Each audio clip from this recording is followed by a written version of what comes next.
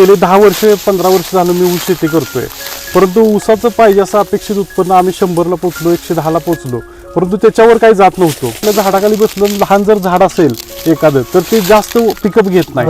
मग आपल्या ऊसामध्ये पण तशीच सेम कन्सेप्ट होत असणार आहे. कारण मोठा ज्यावेळी ऊस होतो, ज्यावेळी लहान कोंब असतात फुटव्याचे, त्यावेळी ते पिकअपच घेऊ शकत नाहीत, कारण त्याला अन्न मिळत नाही. हा मोठा ऊस त्याला काही खाऊ देत नाही आणि सूर्यप्रकाश त्याला बुडक्याला भेटत नाही. त्याच्यामुळे त्याची वाढ जी आहे ती चांगल्या पद्धतीनं होत नाही. ज्यावेळी आपला 4-6 महिन्याचा होतोय, म्हणजे 6-7 महिन्याचा, त्याच्यानंतर ऊसामध्ये जायचा सुद्धा प्रॉब्लेम यायचा. मग त्याच्यामध्ये मरणाऱ्या ऊसाची संख्या जास्त व्हायची. प्रॅक्टिकली जर विचार केला तर डोळे झाकून शेती करण्यापेक्षा डोळे उघडे ठेवून शेती केलेली चांगली राहील. कारण आपण जे डोळ्यानं बघतोय आज हे पूर्ण कारखान्याला जाणार आहे. आता आम्ही या प्लॉटमध्ये 3200 रोपं फक्त लावलीत आणि या ठिकाणी आपण बघू शकताय की आपल्या 40 ऊस तयार आहेत. किती ऊस कांडे आहेत? 1 2 3 4 5 6 7 8 9 10 11 12 13 14 15. आता 15 काढणीपर्यंत तुमचा ऊस आहे. हा, 15 ते 20च्या दरम्यान आहे. कमी जास्त काही ठिकाणी 15 आहे, काही ठिकाणी 20 आहे. म्हणजे अजून 32 कांड्या तुमच्या ऊसाला येणार आहे. 100% येणार आहे. तर तिकडे पाणी दिलं की इकडचं वापसा कंडिशनला जमीन राहत्यानंतर तिकडची म्हणजे अल्टरनेटिव्ह पाणी देतो. इकडे ज्यावेळी उपसा होतोय त्यानंतर तिकडे पाणी पाजताय, त्यानंतर परत इकडे उपसा देतो, इकडे पाणी पाजताय. इकडला ज्यावेळी जीवाणू रेस्ट पिरियडला जातोय त्यावेळी तिकडे काम करतोय. मग एकरी अंदाजे किती खर्च आहे तुमच्या ह्या पिकाला? हा लोकांचं 10 एकर 20 एकर क्षेत्र आहे. त्या लोकांनी समजा एका तळावरती आहे, तर अशा पद्धतीने जर केलं तर जो खर्च मजुरांना जातोय, समजा तण व्यवस्थापन असेल किंवा बाकीचं असेल, तर ट्रॅक्टरच्या माध्यमातून आपण करू शकतोय. उसाला पाणी द्यायचं, जमिनीला पाणी द्यायचं नाही आणि ॲक्युरेट जर व्यवस्थापन केलं तर 150 टन शक्य आहे. म्हणजे आहे 100%. आता तुम्ही 150 म्हणताय, पण आम्ही 160-170 पण त्याच्यापेक्षा जास्त म्हणताय तुम्ही. जाऊ शकतो, 100% जाणार. नमस्कार, मी संकेत पाटील. एक वेगळ्या विषयाचं आणि एक वेगळ्या व्हिडिओमध्ये पुन्हा एकदा तुमचं स्वागत आहे. सध्या सांगली जिल्ह्यामध्ये आणि विशेषतः कडेगाव तालुक्यामध्ये एक ऊसाच्या क्षेत्राचं नाव सगळीकडे व्हायरल होतं आहे. का तीच परिस्थिती आपण जाणून घेण्यासाठी आज कडेगावमधल्या अंबकचिंचणी इथं आलं. वैभव गुरव असं या शेतकऱ्याचं नाव आहे. विशेषतः आपण ऊस पद्धती बघतो ती 4 ते 4.5 फुटांवर सरी असलेली पद्धती बघतो, पण यांनी या ऊस शेतीत वेगळा प्रयोग केलेला आहे. काय तर ही जी माझ्या आजूबाजूला ही 2 खाटावर दिसते, ही 9.5 फुटांची सरी आहे.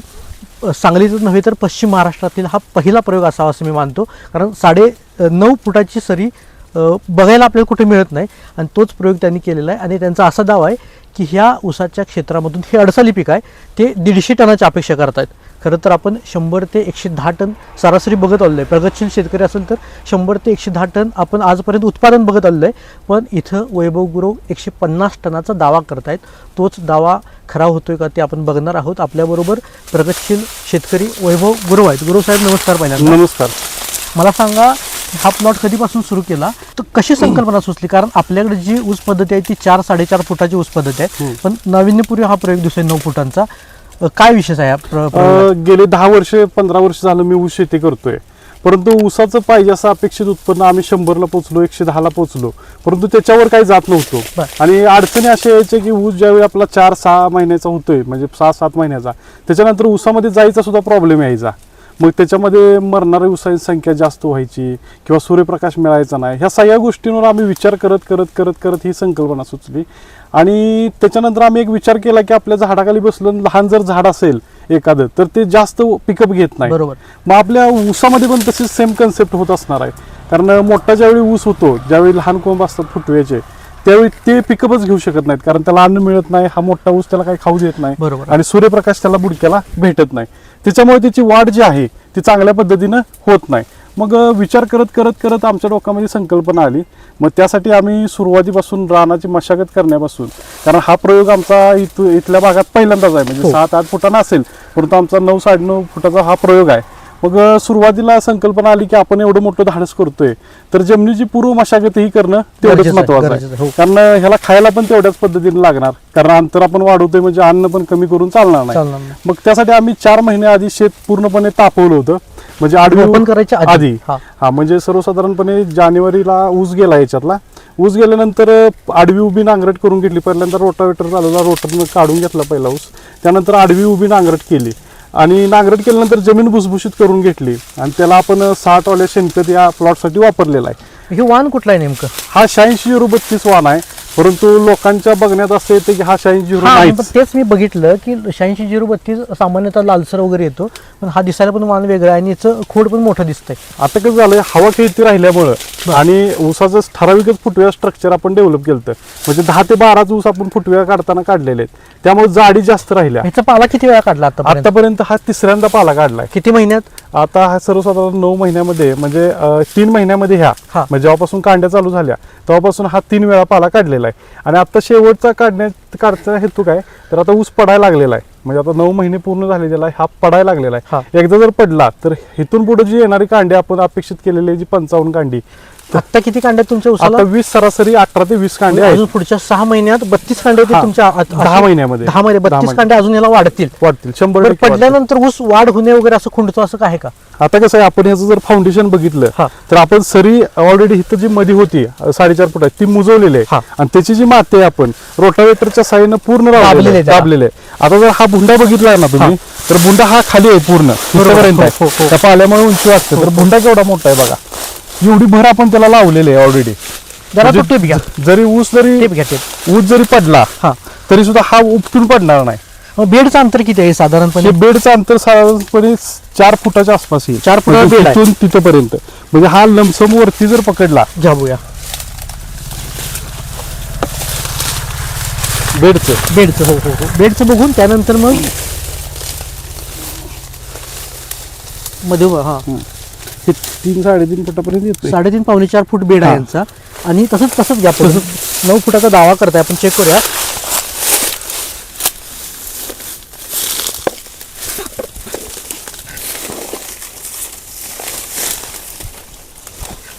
मधोमध घ्या बरोबर.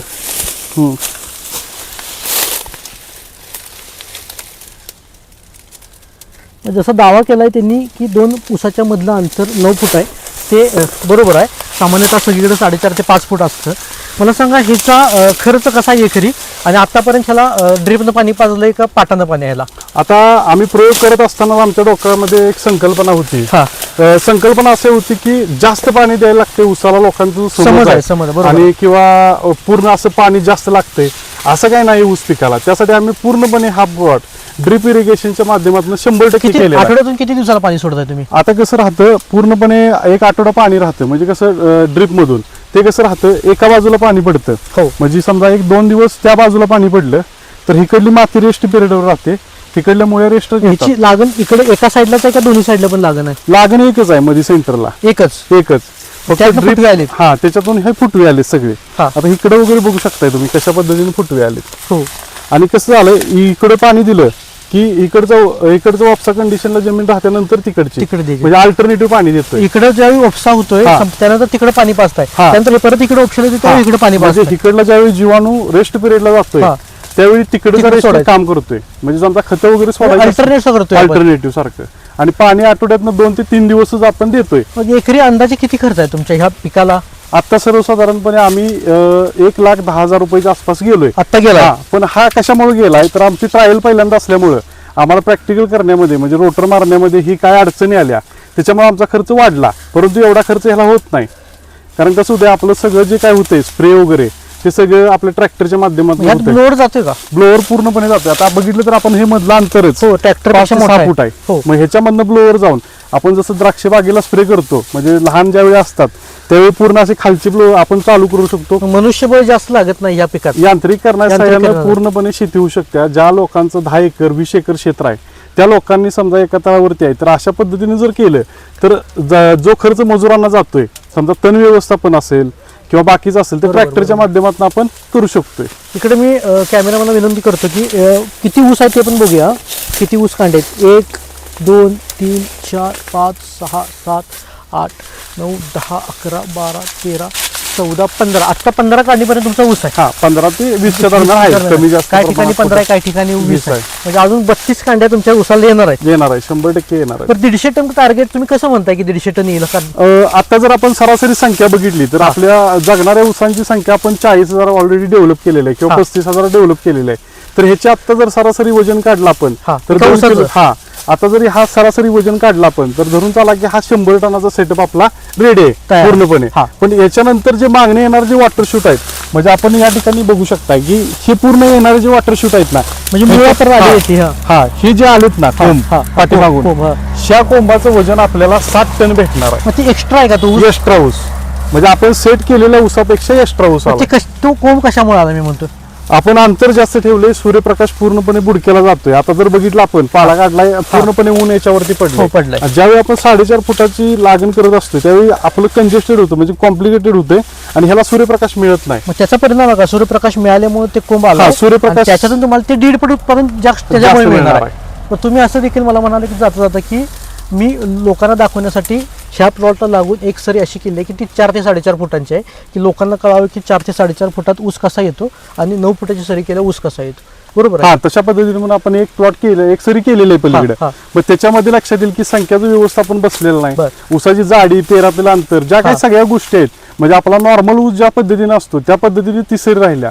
करताना सगळी प्रोसेस आपण त्याला सेमच Same केल्या. केलेली फक्त कन्सेप्ट फक्त बदललाय की 4.5 फुटाची सरी ठेवल्या. मग जाणवते काय त्या ऊस शेतीत आणि ह्या ऊस शेतीत? त्याच्यामध्ये आपण जर बघितलं तर पानाची रुंदी, ऊसाची जाडी, जाडी दिसतेच आपल्याला. आणि त्याच्यानंतर येणारा फुटवा हा.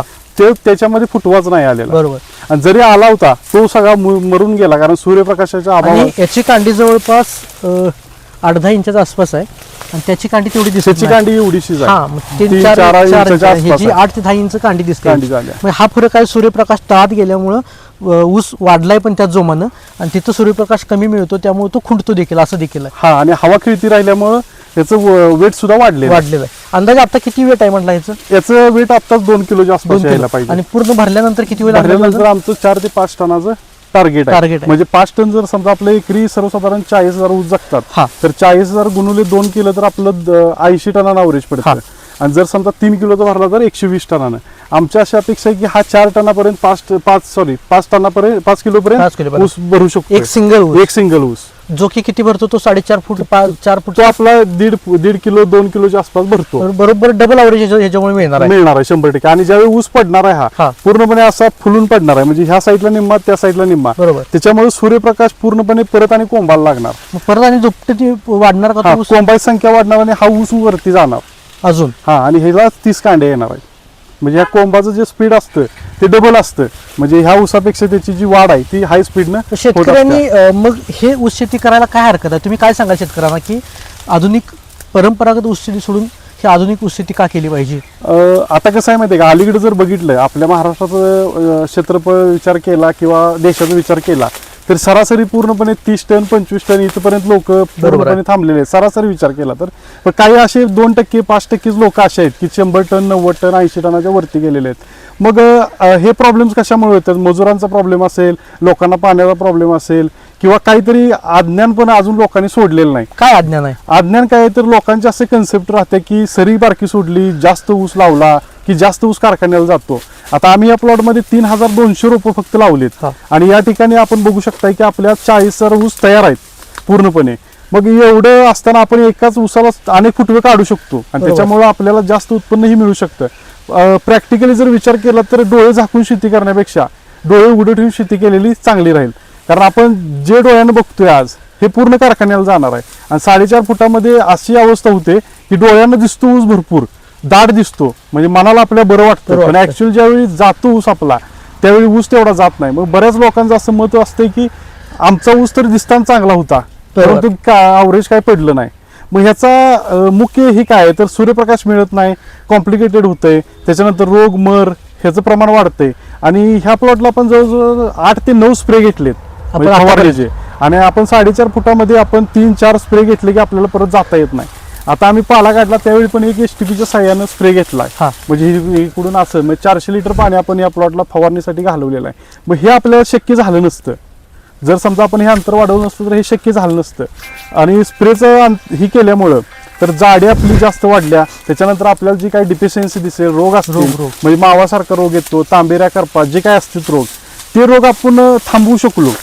कशामुळे तर अंतर ठेवल्यामुळं आणि स्प्रे आपला पूर्णपणे बसल्यामुळं. आता इथून पुढे ज्यावेळी पावसाळा चालू होईल त्यावेळी ह्याचा ग्रोथ ऑफ रेशो जास्त वाढेल कंटिन्यू पाणी दिल्यामुळं आता ह्याचं पाणी देताना आम्ही कसं जेवढी गरज आहे तेवढंच पाणी देतोय, असं काही नाही की कंटिन्यू चालूच ठेवायचं पाणी. लोक सामान्यतः ऊसाला कसं असतं की पाणी आहे घरचं पाणी म्हणून कंटिन्यू सोडून देतात, का तर ऊस हे मुबलक पाण्याचं पीक आहे म्हणून. तर त्यामुळे तुमचं काय म्हणणं आहे? आता आम्ही काय केलंय सांगतो तुम्हाला, ह्या बेडच्या खाली कोंबडी खताची एक लेअर दिल्या, आणि त्याच्यानंतर जेव्हा बेड त्याच्यानंतर बेड टाकला आणि त्याच्यानंतर रासायनिक खताची एक लेअर आहे आणि परत बेड आहे. लेअर बाय Layer लेअर केले करत त्या. मातीचा थर जर आहे. समजा ह्याच्यावरती आपण पाणी आतोनात सोडलं हा.